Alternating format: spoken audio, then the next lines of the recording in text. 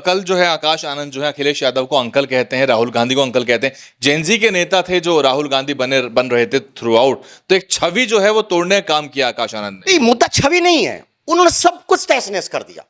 उत्तर प्रदेश की राजनीति को पूरी तरीके से बदल के रख दिया। एक एक मुद्दे के ऊपर जिस गंभीरता के साथ, जिस बॉडी लैंग्वेज के साथ करी। हिंदू मुसलमान की कोई बात नहीं हुई, मंदिर में चोरी की कोई बात नहीं करी, जबकि वो कर सकते थे, लेकिन उन्होंने मंदिर चोरी की कोई बात नहीं करी। उन्होंने एजुकेशन की बात करी, उन्होंने बेरोजगारी की बात करी, उन्होंने बेटी की रक्षा की बात करी, उन्होंने कानून व्यवस्था की बात करी, जी स्कूलों की बात करी। तो उन्होंने वो बेसिक चीजें और किसानों की बात करी। उन्होंने बताया कि बहन जी की सरकार में, बताइए आप, जब से 10 साल में किसान को क्या ये दिखाई नहीं दे रहा कि 50 रुपए नहीं बढ़े 10 साल में, और बहन जी की सरकार में लगभग 125 रुपए कुंटल का गन्ना, लगभग नहीं पूरा 100% दुगना है। 5 साल में जो गन्ने का रेट 10 दुगना है।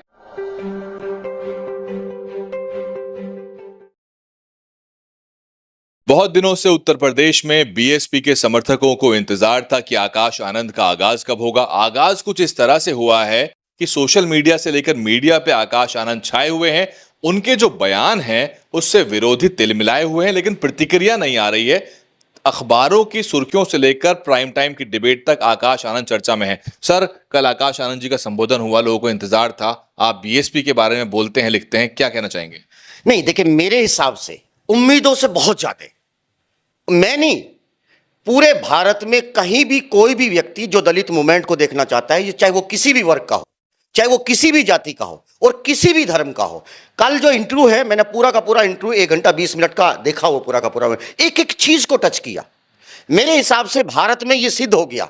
और जो जेनजी का लीडर्स है, जिस तरह से उन्होंने अपनी क्षमताएं, बॉडी लैंग्वेज, शब्दों का चयन, सब लोगों की बात कहना, जिस तरह से हर मुद्दे को टच करना, ये ट्रांसफॉर्मेशन है, बीएसपी की राजनीति का ट्रांसफॉर्मेशन है। ये कहीं ना कहीं वो याद दिला रहा। और जिस तरह के शब्दों का उन्होंने प्रयोग किया, जो अंकल वाली जो कहानी जो शुरुआत है, ये बात कहते कहीं ना कहीं, जब बहुजन समाज पार्टी 2012 में जहां से उसने आक्रमण शुरू किया था, अखिलेश यादव ने बहन जी के लिए बुआ शब्द का प्रयोग करके, कहीं ना कहीं ये लड़ाई इन्होंने 12 के मैदान में डाल दी है। अब ये लड़ाई वही 2005 से लेकर के 2007 से लेकर के 2012 की सत्ता के बाद ये लड़ाई वहीं से शुरू होगी। कल जो है आकाश आनंद जो है अखिलेश यादव को अंकल कहते हैं, राहुल गांधी को अंकल कहते हैं। जेनजी के नेता थे जो राहुल गांधी बन रहे थे थ्रू आउट, तो एक छवि जो है वो तोड़ने का काम किया आकाश आनंद ने। मुद्दा छवि नहीं है, उन्होंने सब कुछ तहस नहस कर दिया। उत्तर प्रदेश की राजनीति को पूरी तरीके से बदल के रख दिया। एक एक मुद्दे के ऊपर जिस गंभीरता के साथ, जिस बॉडी लैंग्वेज के साथ, मैं एक शेर है, परों को खोल जमाना उड़ान देखता है, कि परों को खोल जमाना उड़ान देखता है, जमीन पे बैठ के क्या आसमान देखता है। आकाश ने वो सिद्ध किया है। अब बताया है उन लोगों को। और एक बात और बताएं, जो लोग ये कह रहे थे, जब हमने पहला इंटरव्यू था, वो ये जहां से उनकी वापसी हुई थी, तब मैंने तब भी ये बात कही थी, आपके इंटरव्यू में भी ये बात कही थी, कि आकाश कोई साधारण व्यक्ति नहीं है। उनको एक बहुत बड़ी लीडरशिप संभालनी है। उनके सामने समस्याएं बड़ी हैं, उनके समाज के सामने समस्या बड़ी है। इसलिए उनका जो लीडर होगा वो परिपक्व होना चाहिए, उसकी ट्रेनिंग बहुत मजबूत होनी चाहिए। एक सामान्य सैनिक की ट्रेनिंग से इस दलित समाज की राजनीति को क्या नहीं जा सकता। उनकी कमांडो ट्रेनिंग है। उनको घर में जिस तरीके से तमाम लोगों ने आरोप लगाए, मैं आपके सामने भी कहा था, और मैं एक एक्सपीरियंस आपके बीच में उसी दौरान बीबीसी में एक लाइव था, तो मैंने वहां भी कहा था और आपके भी में कहा था। मैंने कहा था कि ये आकाश हैं, इनकी उड़ान कहीं ना कहीं आकाश में ही रहेगी। तो इसलिए इनकी जो तैयारी होगी, इतना आसान तैयारी नहीं है। पुराने तेवर में नजर आए, जहां से छोड़ा था उन्होंने वहीं से शुरुआत करी है। और आकाश जी की जो बॉडी लैंग्वेज है, जो स्टाइल है बोलने का, देखा आपने कि वो E20 का मुद्दा भी छेड़ रहे हैं, गन्ने के जूस की बात, गन्ने के रस की बात भी कर दी, और साथ ही साथ उन्होंने उत्तर प्रदेश में बसपा के काम भी गिना दिए, और इसीलिए मीडिया में छा भी गए। नहीं, यही तो एक सवाल है। कल मैं अभी 2-3 दिन पहले बामसेप के एक मंडल अधिवेशन था, बहुजन समाज पार्टी का मंडल अधिवेशन, आमतौर पर उन्होंने बुलाया, मैं वहां गया। तो वहां एक सज्जन ने यह कहा कि मेरे बच्चे मुझसे ये पूछते हैं, हम कहते हैं बहन जी ने हमारे लिए बहुत कुछ किया, लेकिन जो छोटा छोटा बच्चा है वो ये पूछता है कि बहन जी ने क्या किया। तो मैं वहां, ये बहुत सारी बातें हुई, और कहीं ना कहीं ये लोगों से गलती हुई, बहुजन समाज पार्टी के मंचों से ये भी गलती हो रही थी कि जो बहन जी के काम है, आपको मालूम है बहन जी ने सिर्फ सड़क नहीं बनाई, अगले 20 साल में उत्तर प्रदेश के भविष्य की क्या रणनीति होगी, ये बहुजन समाज पार्टी ने विजन दिया है।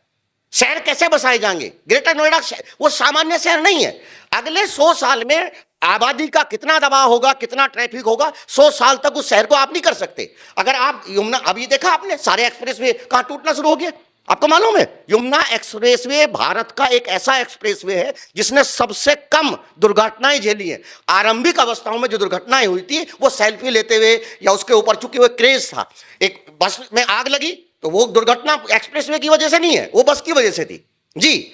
अखिलेश यादव की तरफ से कोई बड़ी टिप्पणी नहीं आई है, वो बच रहे हैं बड़ी टिप्पणी से, और राहुल गांधी की तरफ से भी नहीं आएगी भी नहीं, किसी की तरफ से कोई नहीं आएगी। वो मैदान में है, यही भाषा रखनी है, यही प्रयोग रखना है, यही तरीका रखना है। और एक बात और बताऊं आपको कि दलितों की समस्या विचारों की आक्रामकता है, उन्हें दूसरे लोग कहीं ना कहीं आक्रामकता से दबाते हैं, उनके सामने कहीं ना कहीं आक्रामकता की एक समस्या रहती है, वो अपने लीडर में इस खामी को दूर करना चाहते हैं। आकाश जी ने जिस तरह की अपनी भाषा को रखा, संयमित भाषा में रखा, और अपनी बातों को जिस आक्रामकता के साथ रखा, निश्चित रूप से हर व्यक्ति को कहीं ना कहीं सोया। और दूसरी बात, अखिलेश जी की हिम्मत नहीं है। अखिलेश जी ने जितने कुकर्म किए हैं, शायद भारत की राजनीति में इतना कुकर्म कोई नहीं कर सकता। कोई भी आदमी, सत्ता में आते हैं, सत्ते चले जाती हैं। इवन बीजेपी और कांग्रेस के बीच में जिस तरह का द्वंद चल रहा है, जब सत्ता बदलेगी तो इतना सब नहीं होगा। इतना व्यक्तिगत रूप से कोई भी झगड़ा नहीं करता है।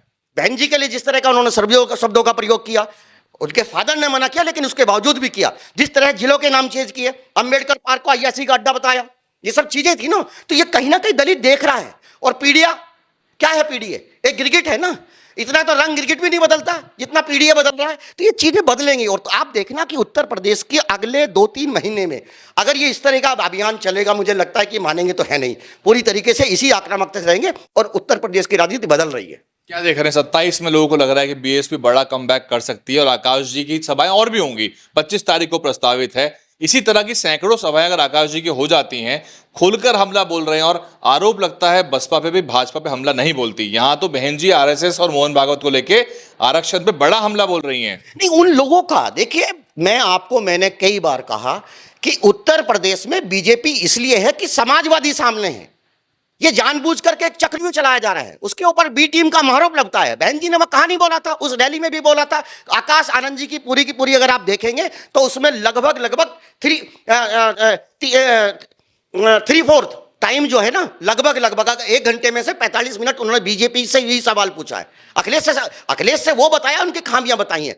और दूसरी बात, उससे भी ज्यादा बेहतर मुझे आज जो लगा, आज बहन जी की मैंने सुबह पीसी देखी थी, बड़ी शानदार पीसी, बहुत सही तरीके से पीसी, और उसमें एक नई बात भी उन्होंने दोहराई।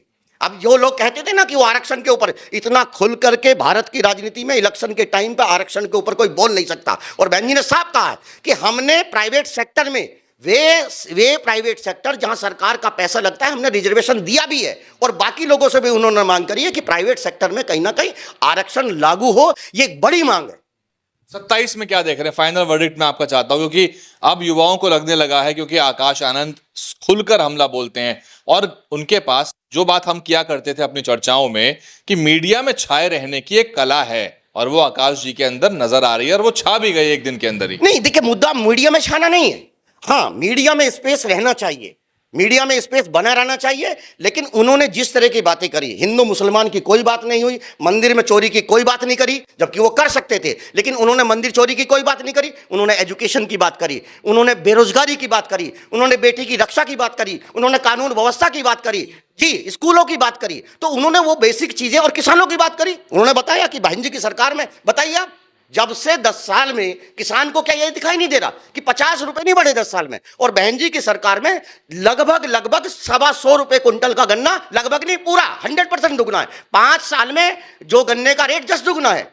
सब उन्होंने देखा है। कानून व्यवस्था को लेकर के तो उनके ऊपर सवाल है ही। ये बात तो आप कहते ही थे कि समीकरण और जातियों के समीकरण से ज्यादा बेहतर है कि मुद्दों की लड़ाई करी जाए। देखिए वैभव जी, आज आप भारत के अलग काल में जी रहे हैं।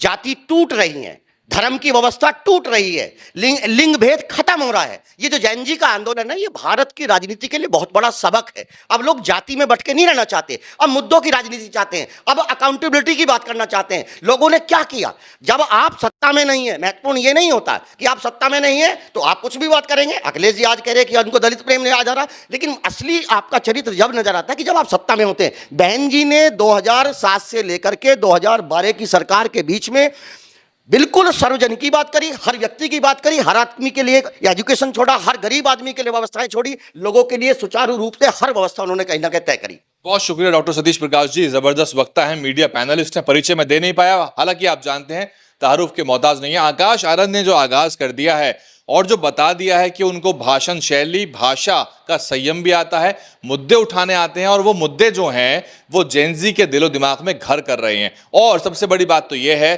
कि जो ह्यूमन डेवलपमेंट इंडेक्स है, जिसको हम HDI बोलते हैं, और क्वालिटी ऑफ लाइफ, उसके मुद्दे जो हैं अब वो विकराल रूप लेके देश की आम जनता के सामने खड़े हैं, जिसको लेके मिलेनियल बहुत चिंतित ना भी हो, जेनजी बहुत चिंतित है, और अब तो जेन अल्फा यानी कि जो बच्चे स्कूल में पढ़ते हैं वो भी अपने स्कूल की मूलभूत समस्याओं को लेकर कि पंखा नहीं है, शिक्षक नहीं है, टेबल कुर्सी नहीं है। तो ये भारत की जो बदहाल स्थिति है, इससे छुटकारा और निजात भारत की देश के जेन अल्फा जेनजी चाहती है। और आकाश आनंद जी, जिसे अंग्रेजी में कहते हैं, try to hit the right chords, यानी कि वो सही जो नब्स हैं वो टटोल गए हैं। और एक छोटा सा इस पूरी डिबेट बैक तो आप हमेशा बिल्कुल 100%। देखिए, कभी कभार सच वो नहीं होता कि जो दिखाई देता है, कभी कभार सच वो भी होता है कि जो आपको दिखाई नहीं देता।